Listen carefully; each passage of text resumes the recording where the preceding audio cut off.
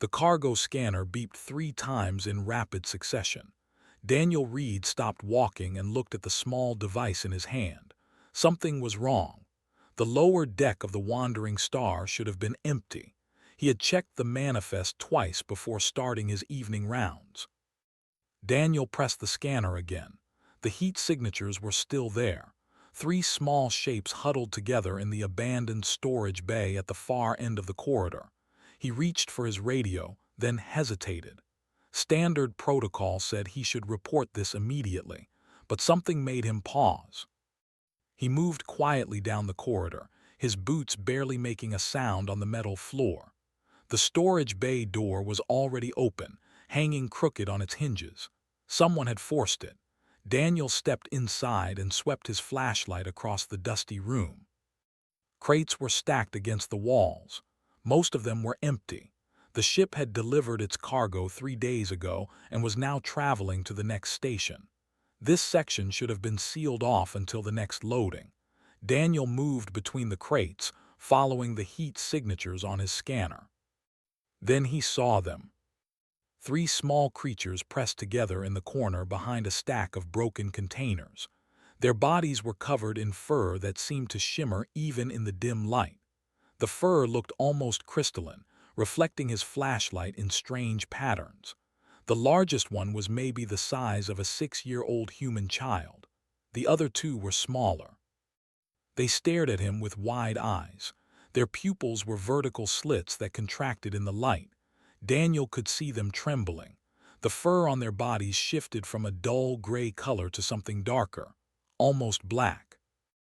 Daniel lowered his flashlight and crouched down slowly. He kept his distance, not wanting to frighten them more. He could see scars on their bodies now, old wounds that had healed badly. The smallest one had a broken metal collar around its neck, the kind used for tracking livestock. "Hey there," Daniel said softly. "It's okay. I'm not going to hurt you." The creatures didn't respond. They pressed closer together, their crystalline fur now completely black. Daniel noticed their ribs showing through their fur. When had they last eaten? He slowly reached into his pocket and pulled out the protein bar he had been saving for later. He unwrapped it carefully, making sure they could see he wasn't reaching for a weapon. Then he broke off a piece and set it on the floor between them. "You must be hungry," he said. The creatures watched the food but didn't move. Their eyes kept darting between Daniel and the open doorway behind him. They were expecting someone else, someone they were afraid of. Daniel stood up slowly and backed away. He moved to the doorway and leaned against the frame, making himself look relaxed. He took a bite of his own protein bar and chewed slowly, showing them it was safe to eat. Minutes passed.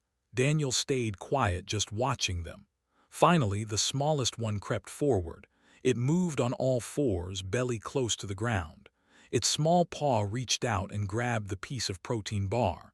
Then it scurried back to the others. They shared the food between them, taking tiny bites. Daniel could hear small chirping sounds as they ate, some kind of communication between them. When they finished, all 3 looked at him again. Daniel broke off more pieces and set them on the floor. This time they came faster, still cautious but less terrified. As they ate, Daniel studied them more carefully. Their faces were almost feline, with small rounded ears that swiveled toward every sound. But their paws had fingers with small claws. Their tails were long and flexible, wrapping around their bodies for warmth. He checked his scanner again and ran a quick biological analysis. The device searched its database but came up with no matches. These creatures weren't in the ship's records. They weren't registered anywhere in the standard galactic catalog. Daniel felt a cold anger building in his chest. He knew what this meant. He had worked security for 8 years. He had seen the signs before. These cubs had been trafficked. Someone had smuggled them aboard the ship, probably hidden in those crates. Then something had gone wrong. Maybe a deal fell through. Maybe the buyer never showed up, so the cubs were abandoned here to die. The smallest one was staring at him now. Its fur had shifted from black to a dark blue color, less afraid but still uncertain. Daniel smiled gently. "You're safe now," he said. "I promise." His radio crackled to life. "Read, report. Your sector check is overdue." It was Captain Ortiz. Daniel looked at the three cubs, then at his radio. He knew what he should do. Report them. Let the authorities handle it at the next station. Follow the rules. But he also knew what would happen. The cubs would be processed as unregistered alien life. They would be placed in holding while officials tried to find their origin. If their origin was illegal trafficking, they would become evidence. They would be kept in cages, fed minimum rations, treated as objects, not living beings. Daniel made his decision. "Read here, just finished the sector. All clear, nothing to report." The lie came easily. He switched off his radio before the captain could respond. The cubs were watching him with those strange, intelligent eyes. They seemed to understand that something important had just happened. "Come on," Daniel said quietly. "Let's get you somewhere safe." He started walking toward the door, then looked back.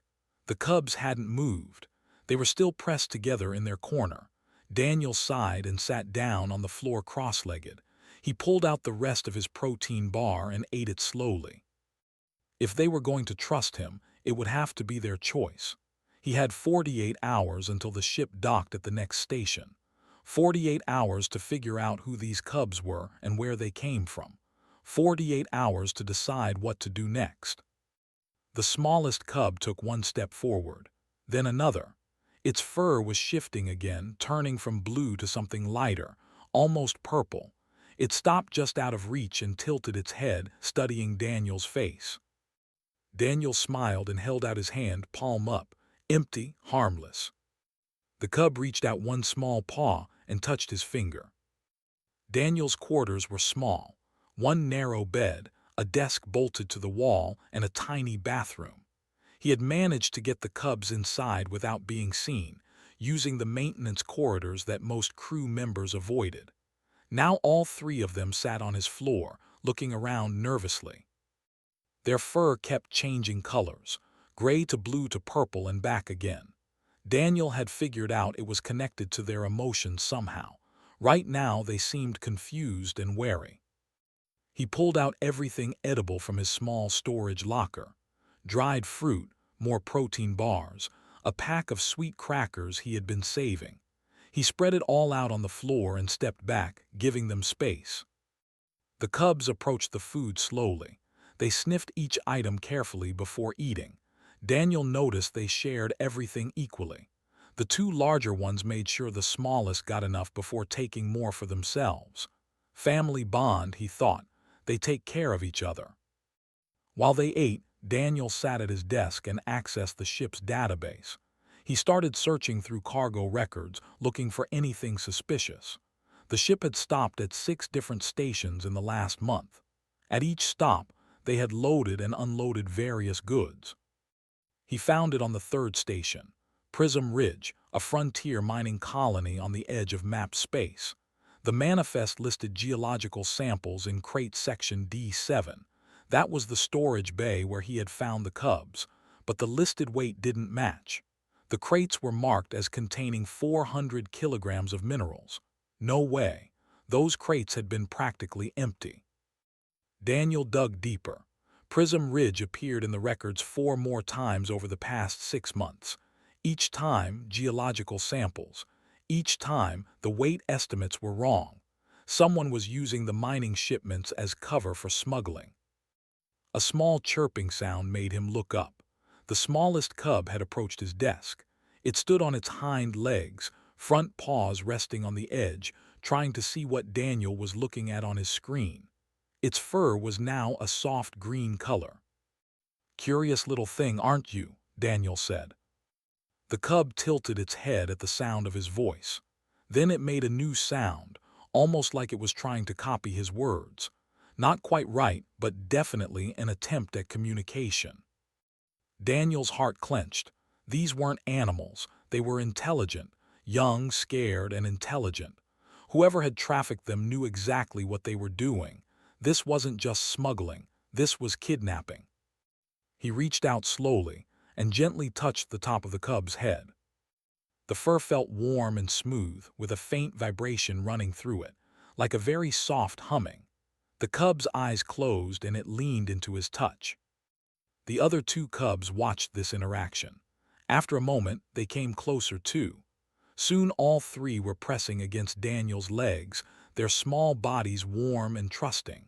Their fur had turned a peaceful gold color. Daniel looked down at them and felt a weight settle on his shoulders. He had crossed a line by hiding them. If Captain Ortiz found out, Daniel would lose his job at minimum, probably face criminal charges for concealing unregistered alien life. But looking at these three small beings who had already suffered so much, he couldn't bring himself to regret it. His computer beeped, an incoming message from the ship's engineer. Daniel tensed. Had someone noticed the environmental changes he made to his quarters? He had adjusted the atmosphere controls to match the readings from Prism Ridge. Higher oxygen, lower humidity. The cubs seemed to breathe easier after he made the change. He opened the message, just a routine reminder about the crew meeting tomorrow. Daniel relaxed. He sent back a quick confirmation and closed the message. The smallest cub was now trying to climb into his lap. Daniel picked it up carefully and settled it against his chest. It immediately curled up and started making a soft purring sound. The vibration was stronger now, almost musical. The other two cubs climbed onto the bed and curled up together. Daniel realized he had been awake for almost 20 hours. His shift had started early, then the discovery of the cubs, and now all this research. He was exhausted, but he didn't want to sleep. What if something happened? What if someone came looking? He compromised by leaning back in his chair, the smallest cub still in his arms. Just a short rest. He would close his eyes for a few minutes. The humming from the cub's body was soothing. Daniel found himself matching his breathing to its rhythm. Before he knew it, his eyes were fully closed. He woke up to darkness. The lights in his quarters had automatically dimmed for night cycle. Daniel jerked upright, confused. How long had he been asleep? The cub in his arms stirred but didn't wake. Daniel looked around and saw the other two cubs had moved from the bed. They were now curled up against him, one on each side of his chair. All three were sleeping peacefully, their fur glowing very faintly in the dark, a soft white light that pulsed gently with their breathing. Daniel checked his watch. 4 hours. He had been asleep for 4 hours. He carefully extracted himself from the pile of sleeping cubs and moved to his computer. His message inbox was full. 3 messages from the captain asking about his daily report. 2 messages from other crew members. One from ship medical asking if he was feeling sick since he had missed dinner. He needed to be more careful. Acting strange would draw attention. Daniel quickly typed up a standard daily report and sent it to the captain. Then he sent messages to the others, claiming he had been catching up on sleep after a double shift. His stomach rumbled. The cubs had eaten his entire food supply. He would need to get more without raising suspicion. Daniel looked at the sleeping cubs and made a decision. Tomorrow he would continue investigating. He would find out exactly what happened on Prism Ridge, and he would figure out how to keep these 3 safe. The smallest cub made a small sound in its sleep. Its fur flickered through several colors before settling back to white. Daniel knelt down and gently stroked its head. The cub leaned into his touch without waking. "I've got you," Daniel whispered. "All of you, I promise." He meant it. Daniel managed to get through his morning shift without incident. He had left the cubs hidden in his quarters with strict instructions to stay quiet. They seemed to understand, watching him leave with worried eyes. Their fur had turned a nervous yellow color. Now he stood in the ship's small cafeteria, loading his tray with extra food. 2 other crew members sat at a corner table, but they barely looked up. Daniel grabbed 3 portions of protein paste, fruit, and bread, enough to feed himself and 3 growing cubs. "Someone's hungry today," a voice said behind him. Daniel turned to find Lisa, the ship's medical officer, smiling at him. She was holding her own breakfast tray.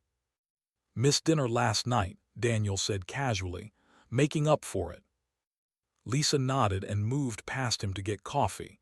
Daniel let out a slow breath. He needed to stay calm, act normal. Back in his quarters, the cubs rushed to greet him. They chirped and pressed against his legs, their fur bright green with happiness. Daniel set the food down and watched them eat. They were already looking healthier, less scared. Their fur had more shine to it. While they ate, Daniel continued his research. He had sent encrypted messages to 3 former colleagues who now worked at different stations. One of them had finally responded. The message was brief but troubling. Prism Ridge wasn't just a mining colony. It was a known hub for illegal trading. The local authorities were either corrupt or too underfunded to do anything about it. Several reports had been filed about missing alien cubs from that sector. No one had investigated. Daniel sat back and rubbed his face. This was bigger than he thought. It wasn't just one shipment.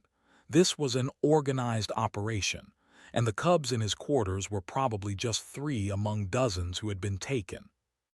The smallest cub finished eating and came to sit by Daniel's feet. It looked up at him with those large eyes and made a soft questioning sound. Daniel reached down and picked it up. The cub immediately snuggled against his chest, purring. Over the past day, Daniel had started to understand their body language better. The way their ears swiveled meant they were listening carefully. When their tails wrapped around themselves, they felt safe. When their fur turned dark, they were afraid. And when they purred like this, they were content. He wondered what species they were. Their crystalline fur was unlike anything in the standard database. Maybe they came from an uncharted system. Maybe their people didn't have contact with the wider galaxy yet. That would explain why there were no records. It would also explain why traffickers targeted them. Beings with no legal representation were easy victims. His computer chimed. Another message, this time from his second contact. Daniel opened it and felt his blood run cold. The message contained an image, a wanted poster from the Galactic Protection Services. It showed a luminary cub, the text below read, "Species marked as endangered, known to be trafficked for their crystalline properties. Their fur could process certain types of radiation into energy, extremely valuable on black markets." Daniel looked at the 3 cubs in his quarters. Luminari, so that's what they were. The message continued with more information. Luminari cubs were taken during their migration phase when they traveled between family groups. Separated from adults, they were vulnerable. The cubs bonded quickly with whoever cared for them, a survival instinct that traffickers exploited. There was a reward for information leading to the recovery of missing Luminari cubs. Daniel stared at the number. It was substantial, enough to pay off his debts and then some. He could report them right now, claim the reward, say he found them during a routine check. The smallest cub in his arms shifted and looked up at him. Its fur was pale blue, peaceful and trusting. It reached up one small paw and touched Daniel's cheek, then made a soft chirping sound. Daniel closed the message without responding. The reward didn't matter. He couldn't betray them, not after everything they had been through. A loud bang echoed through the ship. Daniel jumped to his feet, startling the cubs. Their fur immediately turned black. Another bang, then the sound of boots running in the corridor outside. Daniel grabbed his radio. "What's happening?" Static, then the captain's voice. "Security breach. Unknown vessel approaching. All crew to stations." Daniel's heart sank. He looked at the cubs who were now huddled together in the corner, trembling.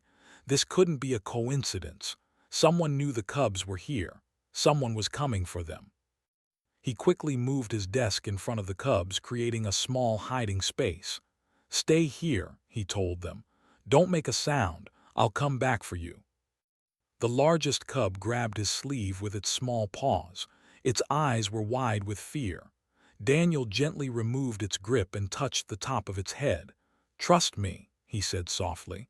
"I won't let anyone hurt you." He left his quarters and ran toward the bridge. The ship's alarms were blaring now. Red lights flashed in the corridors.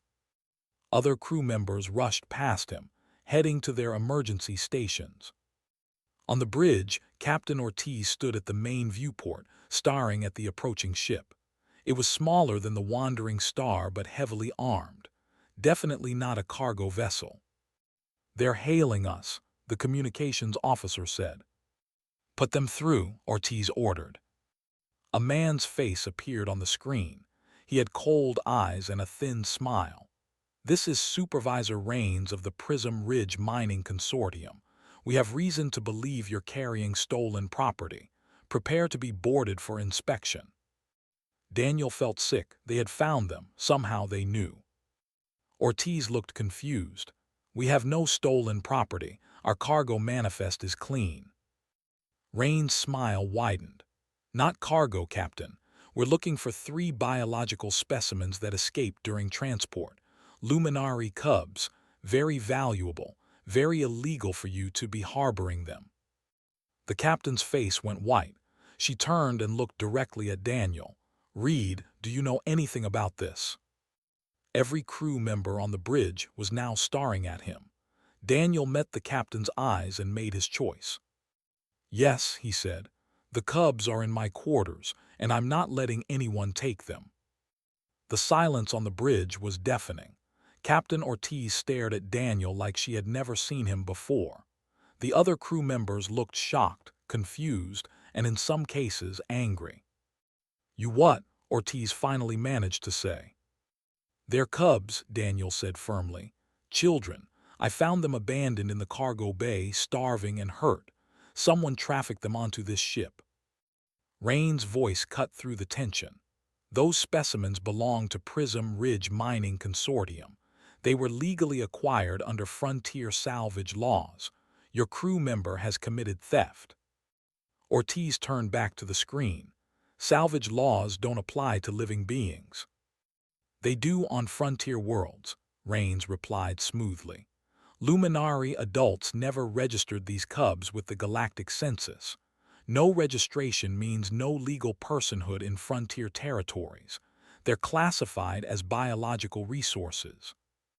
Daniel felt rage building in his chest. "They're not resources. They're intelligent. They communicate. They feel fear and pain." "That's irrelevant under frontier law," Rains said. "Captain, you have 2 options. Turn over the specimens voluntarily or we'll board your ship and take them. Either way, we're getting what belongs to us." Ortiz looked torn. She ran a hand through her hair and turned to her first officer. "What's our legal position?" The first officer checked his console. "He's right, Captain. Frontier laws are different from core system laws. If the cubs weren't registered, they have no legal protection in that sector." "But we're not in frontier space," Daniel argued. "We're in neutral shipping lanes. Core system laws should apply here." "The theft occurred in frontier space," Rains countered. "That gives us jurisdiction." Daniel looked around the bridge. Most of the crew seemed uncomfortable, but no one was speaking up. They were following protocol, doing what they were supposed to do, being practical. But practical wasn't always right. "I'm going back to my quarters," Daniel said quietly. "I'm staying with them." "Reed, that's insubordination," Ortiz warned. "Yes, Captain, it is."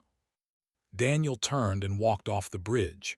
Behind him, he heard Ortiz curse under her breath, but she didn't order anyone to stop him. He ran through the corridors back to his quarters. The cubs were exactly where he left them, hidden behind the desk. When they saw him, they rushed out, chirping frantically. Their fur was pitch black with fear. "I know," Daniel said, kneeling down. "I know you're scared, but I'm here. I'm not leaving you."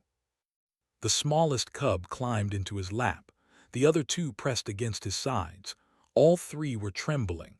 Daniel wrapped his arms around them and felt their small hearts racing.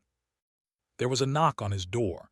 Daniel tensed, but a familiar voice called out, "Reed, it's me, Lisa." Daniel opened the door carefully. Lisa stood there holding a medical bag.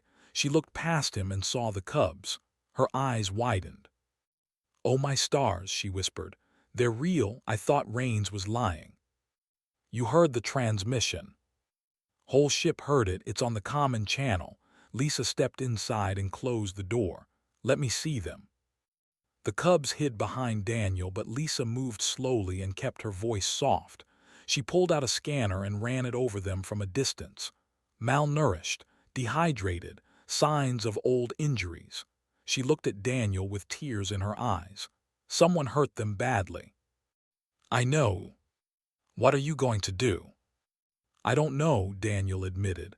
"But I can't let Rains take them. You should see the scars on their bodies, the broken collar. They were kept like animals." Lisa was quiet for a moment. Then she reached into her bag and pulled out nutritional supplements. "Give them these, twice a day with food. It'll help them gain weight." She stood up. "I need to go before someone notices I'm here." "Thank you," Daniel said. Lisa paused at the door. "For what it's worth, I think you're doing the right thing, even if it costs you everything." After she left, Daniel heard the ship's intercom crackle to life. Captain Ortiz's voice echoed through the corridors. "This is the captain. The vessel from Prism Ridge Mining Consortium is docking with us.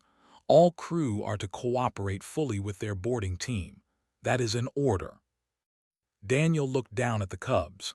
They were watching him with those intelligent eyes, waiting to see what he would do. The smallest one touched his hand with its paw. Its fur flickered from black to a deep blue, still scared but less so, because it trusted him.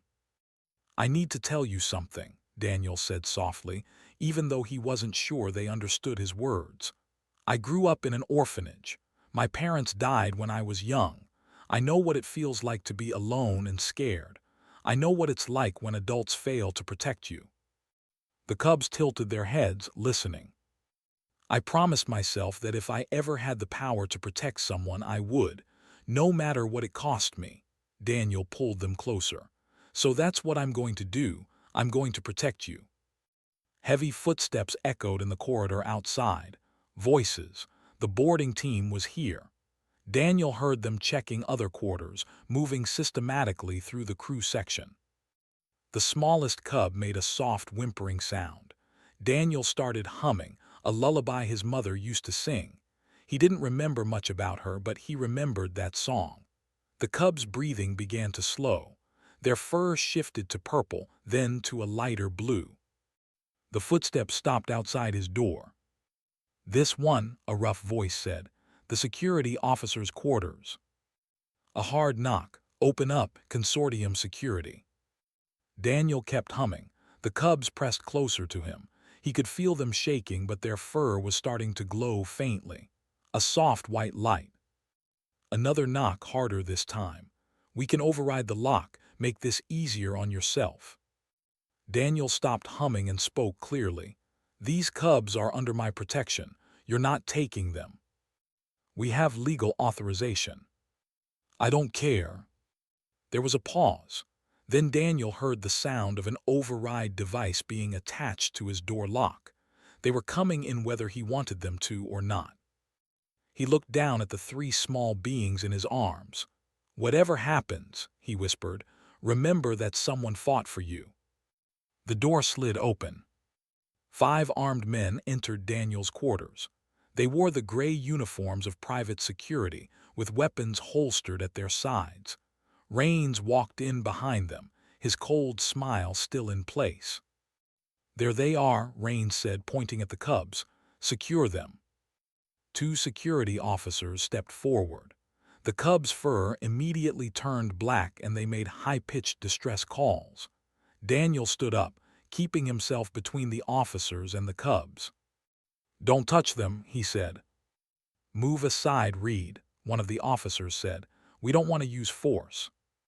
"Then don't." Rains sighed like he was dealing with a difficult child. "You're making this harder than it needs to be. Those specimens are property of the consortium. You have no legal right to keep them." "They're not property, they're people. Frontier law says otherwise." Rains nodded to his men. "Get the specimens, use restraints if necessary." The officers moved quickly. Daniel tried to block them, but two men grabbed his arms and pulled him aside. He struggled, but they were stronger. The cubs screamed as the other officers approached them. Then something unexpected happened. The cub's crystalline fur suddenly blazed with intense white light. It was so bright that everyone in the room had to shield their eyes. The officers stumbled backward, temporarily blinded. One of them tripped over the desk and fell. In that moment of confusion, the cubs ran, not toward the door but to Daniel. They wrapped themselves around his legs, their small bodies pressed tight against him. The light from their fur was dimming now, but Daniel could still feel warmth radiating from them. The officers who had been holding Daniel had let go to cover their eyes. He dropped to his knees and wrapped his arms around the cubs protectively. "What was that?" one of the officers shouted, rubbing his eyes. Rains looked furious. "It's their defense mechanism. It won't work twice. Grab them now." But before anyone could move, Captain Ortiz's voice came over Daniel's personal comm. "Reed, you need to hear this. Something's changed." Rains pulled out his own comm device. "What's the meaning of this, Captain? We had an agreement." "The agreement is void," Ortiz replied. "I've just received an emergency transmission from Galactic Protection Services. They're sending a ship, ETA 20 minutes. Daniel felt hope surge in his chest. GPS. "Someone triggered a distress beacon," Ortiz continued. "Flagged this situation as a trafficking case. GPS has jurisdiction over all trafficking investigations, including in frontier territories." Rain's face went red. "That's impossible. No one could have sent a signal without my men detecting it." Daniel smiled grimly. He had activated his emergency beacon during his shift that morning, using a delayed transmission that bounced through 3 relay stations. It had taken hours to reach GPS, but it had worked. "You interfered with a legal recovery operation," Rain snarled at Daniel. "I reported a crime," Daniel shot back. "There's a difference." 2 more crew members appeared at the door, the ship's engineer and the cook. They weren't armed, but their presence made Rain's men hesitate. "Captain says the consortium team needs to return to their ship," the engineer said firmly. "GPS wants everyone in neutral corners until they arrive." Rains looked like he wanted to argue, but he must have realized he was losing control of the situation. "This isn't over," he said to Daniel. "GPS will see our legal documentation. They'll hand over the specimens." "We'll see," Daniel replied. Rains and his team left, escorted by ship security. As soon as they were gone, Daniel sagged with relief. The cubs were still clinging to him, their fur slowly shifting from black to dark blue. Lisa appeared at the door with her medical scanner. "Are they hurt?" "I don't think so, just scared." She ran the scanner over them. "Their heart rates are elevated, but they're okay. That light burst must have taken a lot of energy. They need food and rest." Over the next 20 minutes, more crew members stopped by Daniel's quarters. The cook brought warm food. The engineer brought soft blankets.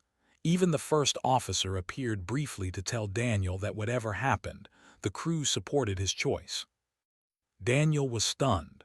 He had expected to face this alone, but his crewmates had seen the cubs' fear, heard their distress calls, and made their own decisions about what was right. Finally, the GPS ship arrived. Daniel carried the cubs to the docking bay, where Captain Ortiz and the entire crew had gathered. Rains and his team were already there, looking angry and impatient.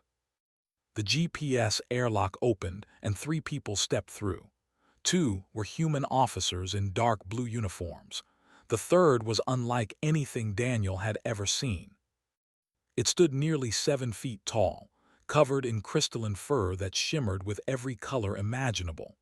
Its eyes were large and kind, and when it saw the cubs in Daniel's arms, it made a sound of pure joy mixed with grief. "Luminari," the being said in accented but clear standard language. "My people's lost children." The cubs saw the adult luminari and their reaction was immediate.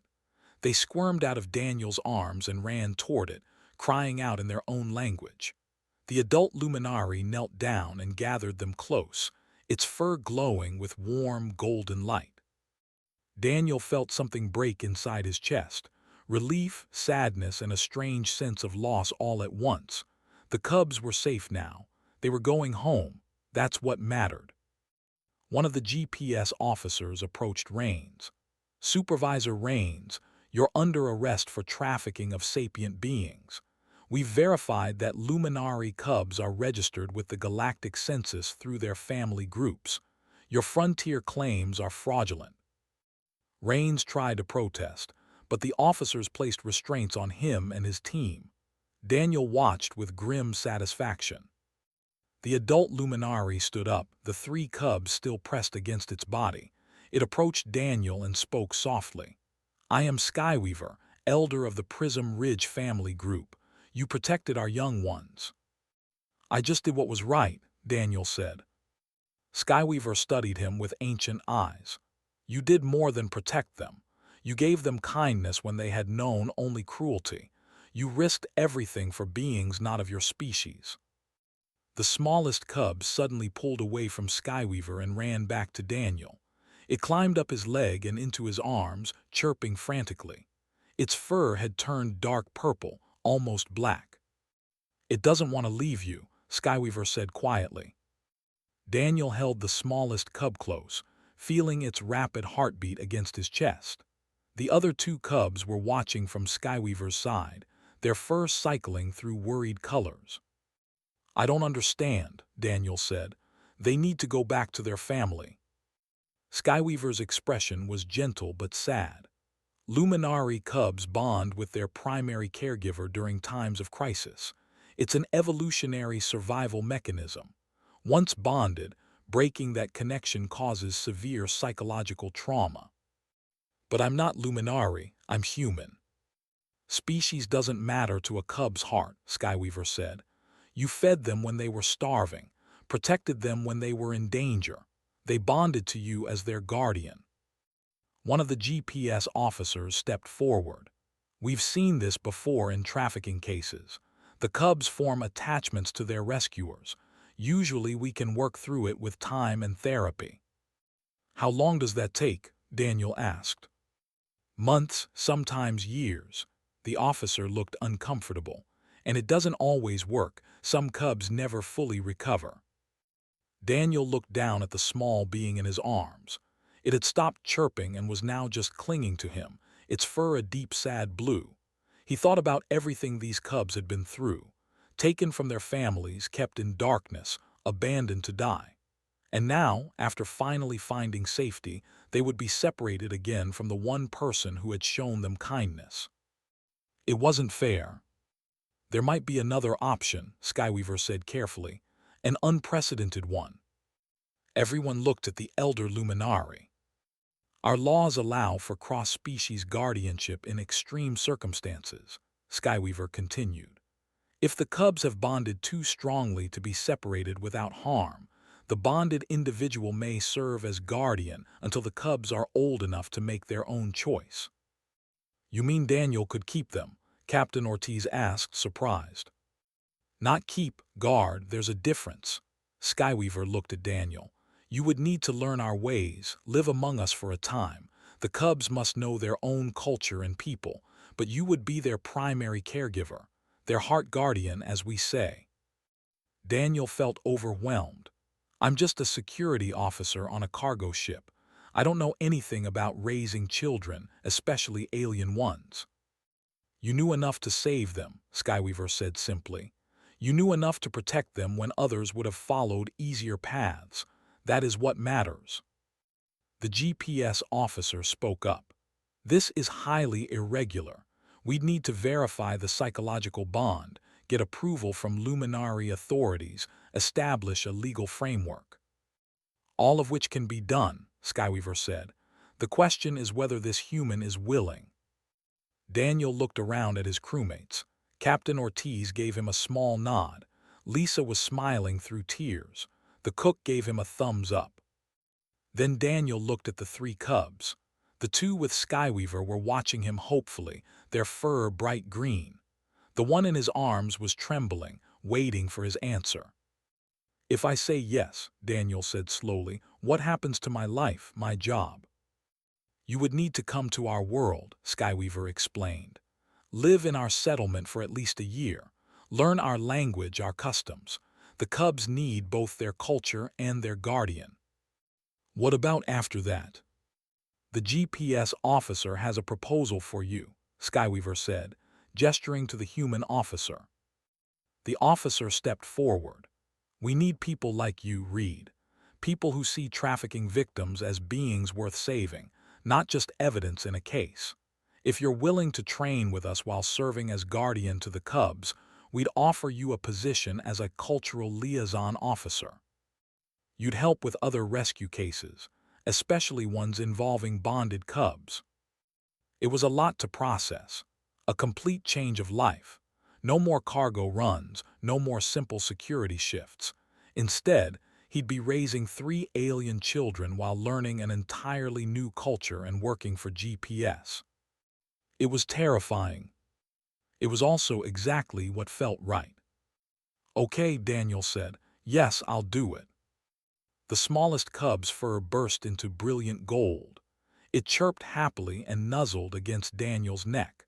The other 2 cubs ran from Skyweaver straight to Daniel, climbing on him and making joyful sounds.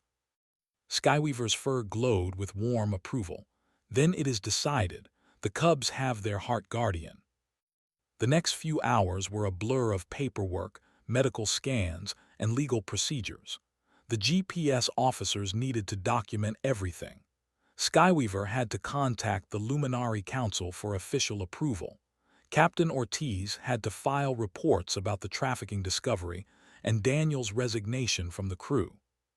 Through it all, the cubs stayed close to Daniel. They were finally relaxing, their fur settling into peaceful colors. They played with his fingers, explored the docking bay cautiously, and always came running back to him when they felt uncertain. Lisa pulled Daniel aside during a quiet moment. "You're really doing this, giving up everything." "Not giving up," Daniel corrected. "Trading, a job for a family, seems like a good deal to me." "You're going to be amazing at this," Lisa said, hugging him. By evening, everything was arranged. The GPS ship would take Daniel and the cubs to the Luminary homeworld. Skyweaver would serve as cultural teacher and advisor. Daniel had 48 hours to pack his belongings and say goodbye to his crewmates. That night in his quarters for the last time, Daniel sat on the floor with all 3 cubs curled around him. They were finally sleeping peacefully, their fur glowing softly in gentle rhythmic pulses. No fear, no pain, just contentment. Skyweaver had told him their names. The largest was Shimmer, the middle one was Gleam. The smallest, the one who had bonded first, was Spark. "Hey Spark," Daniel whispered, "you awake?" The small cub stirred and looked up at him with sleepy eyes. "I don't know if I'll be a good parent," Daniel admitted. "I'm going to make mistakes, but I promise I'll try my best." Spark reached up one small paw and touched Daniel's cheek, just like it had done that first day. Then it yawned, showing tiny sharp teeth, and curled back up against his chest. Daniel leaned back against the wall and closed his eyes. Tomorrow would bring new challenges. A new world, new customs, new responsibilities. But tonight, 3 alien cubs slept peacefully with their human guardian, and that was enough. In the quiet of the room, Daniel started humming that old lullaby. The cubs breathing synchronized with the melody, their fur pulsing gently with light. For the first time in his life, Daniel felt complete. He had found his purpose, not in following rules or maintaining order, but in protecting those who couldn't protect themselves, in choosing compassion over convenience, in becoming family for those who had none. The stars beyond the viewport shone bright and steady. Tomorrow, Daniel would travel to a world he'd never seen to raise children from a species he barely understood. It should have been frightening. Instead, it felt like coming home.